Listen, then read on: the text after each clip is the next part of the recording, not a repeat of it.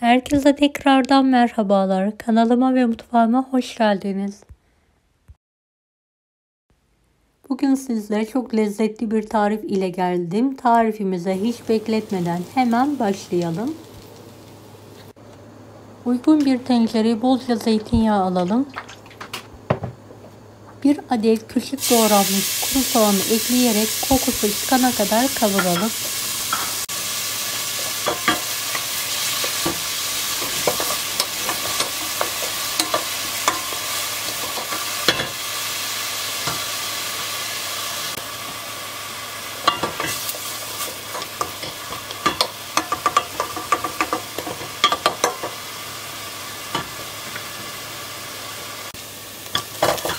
Bir adet ince rendelenmiş havuç ekleyelim.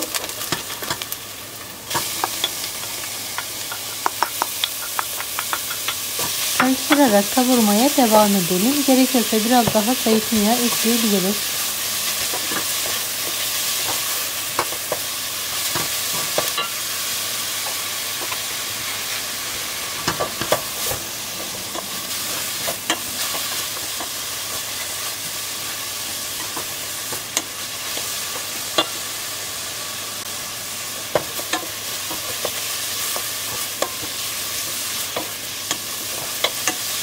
Yarım çay bardağı tel şehriye ekleyelim ve karıştıralım.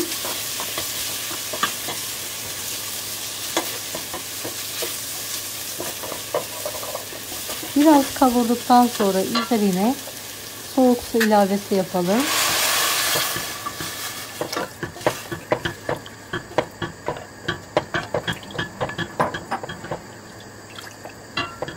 Evet, 1-1,5 litre su ilavesi yaptıktan sonra şehriyelerin kabarması için biraz bekleyelim.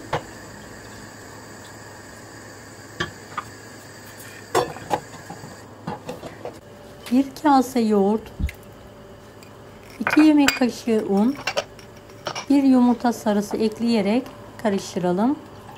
1,5 çay bardağı su ilavesi yaptım.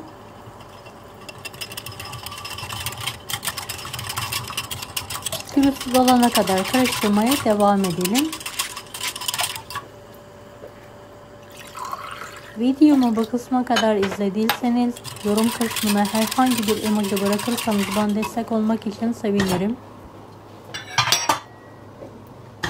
Evet, ters şehriyelerini kontrol edelim. Pişince üzerine hazırlamış olduğumuz terbiyeyi dökmek için çorbadan 2-3 kepçe içine alalım ve karıştıralım. Ilık bir kıvama gelince tencereye yavaşça ilave ederek karıştıralım.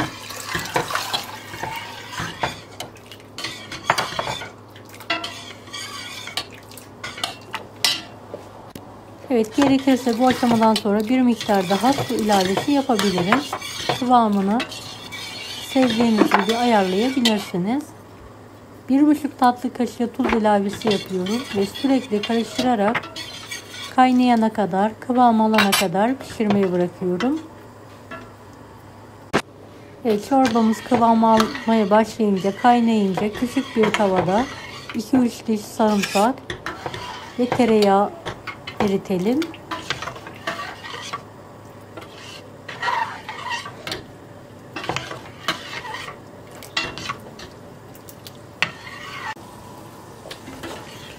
Evet, kıvamını yakından göstermek istiyorum.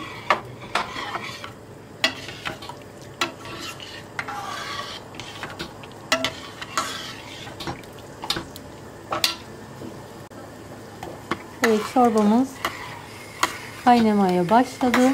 Kıvam aldı.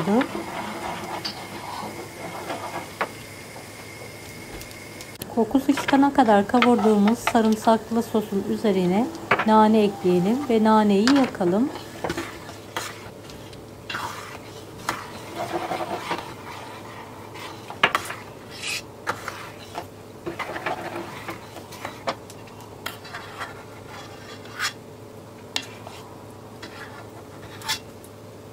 Evet, üzerindeki köpükleri toplayarak atabiliriz bu aşamadan sonra.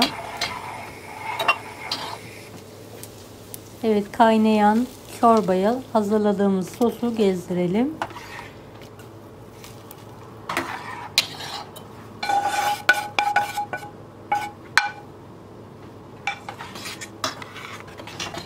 Evet, 2-3 dakika daha bu şekilde karıştırarak kısık ateşte kaynatalım. Evet, çorbamız ikramı, servise, içmeye hazır. Deneyecek olanlara şimdiden kolaylıklar dilerim. Kanalıma ücretsiz abone olmayı unutmayın. Bir dahaki videolarda görüşmek üzere. Allah'a emanet olun. Hoşça kalın. Daha farklı tarifler için bunları da izlemeyi unutmayınız. Afiyet şifa olsun herkese.